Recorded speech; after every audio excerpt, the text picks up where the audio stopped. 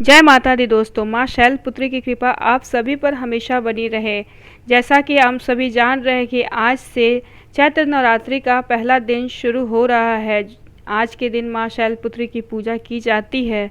तो आइए जानते हैं माँ के स्वरूप के बारे में। शैल का अर्थ है हिमालय और पर्वतराज हिमालय के यहाँ जन्म लेने के कारण इनका नाम शैलपुत्री पड़ा। पार्वती के रूप में इनको भगवान शिव के पत्नी के रूप में भी जाना जाता है। आइए आपको बताते हैं माँ शैलपुत्री की पूजा विधि, मंत्र और भोग के बारे में। ऐसा माना जाता है कि माँ शैलपुत्री का स्वरूप बेहद शांत और सरल है। माता के एक हाथ में त्रिशूल और दूसरे हाथ में कमल शोभा दे रहा है। माँ अपने नंदी नामक बैल पर सवार होकर संपूर्ण हिमालय पर विराजमान हैं। इसलिए माता शैलपुत्री को वृषोरूढ़ा और उमा के नाम से भी जाना जाता है। यह वृषभ वाहन शिवा का ही स्वरूप है और माँ शैलपुत्री समस्त वन्य जीव जंतुओं की भी रक्षक हैं। माता शैलपुत्री ने घोर तपस्या करके ही भगवान शिव को प्रसन्न किया था। शैलपुत्री के अधीन वे समस्त भक्तगण आते हैं जो योग, साधना, तप और अनुष्ठान के लिए पर्वतराज हिमालय की शरण लेते हैं। माँ अपने भक्तों की हमेशा मनोकामना पूरी करती हैं और साधक का मूलाधार चक्र जागृत होने में सहायता भी करती हैं। अब आइए जानते हैं माँ शैलपुत्री से जुड़ी हुई कथा। माता शैलपुत्री से जुड़ी एक कहानी का उल्लेख यहाँ करना आवश्यक है, क्योंकि माँ प्राचीन काल में जब सती के पिता प्रजापति दक्ष यज्ञ कर रहे थे तो उन्होंने सारे देवताओं को इस यज्ञ में सम्मिलित होने के लिए आमंत्रित किया था, लेकिन अपने जमाता यानी अपने दामाद भगवान महादेव और अपनी पुत्री सती को आमंत्रित नहीं किया। लेकिन सती की अपने पिता के यज्ञ में जाने की बहुत इच्छा थी। उनकी व्यग्रता देख भगवान शंकर जी ने कहा कि संभवतः प्रजापति दक्ष हमसे रुष्ट हैं, इसलिए उन्होंने हमें आमंत्रित नहीं किया होगा। शंकर जी के इस वचन से सती संतुष्ट नहीं हुई और जाने के लिए अड़ गई। उनकी जिद देखकर भगवान शंकर ने उन्हें वहां जाने की अनुमति दे दी। सती जब अपने पिता के घर पहुंची तो सिर्फ माँ ने ही उन्हें स्नेह दिया। बाकी सदस्यों ने उनसे ठीक से बात नहीं की और व्यंग्यात्मक छिंटाकशी भी की। दक्ष ने भी शंकर के प्रति कुछ ऐसी बातें कही जो सती को उचित नहीं लगी। अपने पति का तिरस्कार होता देख उन्होंने योगाग्नि से अपने आप को भस्म कर दिया।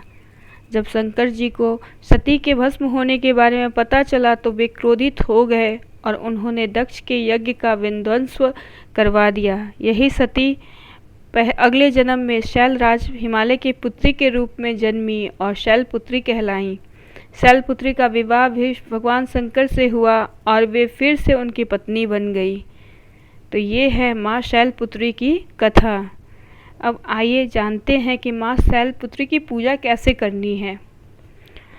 चैत्र नवरात्रि के प्रथम दिन ब्रह्म मुहूर्त में उठकर स्नान आदि से निवृत्त होकर स्वच्छ वस्त्र धारण करें और फिर चौकी को गंगा जल से साफ करके माँ दुर्गा की मूर्ति या फोटो स्थापित करें।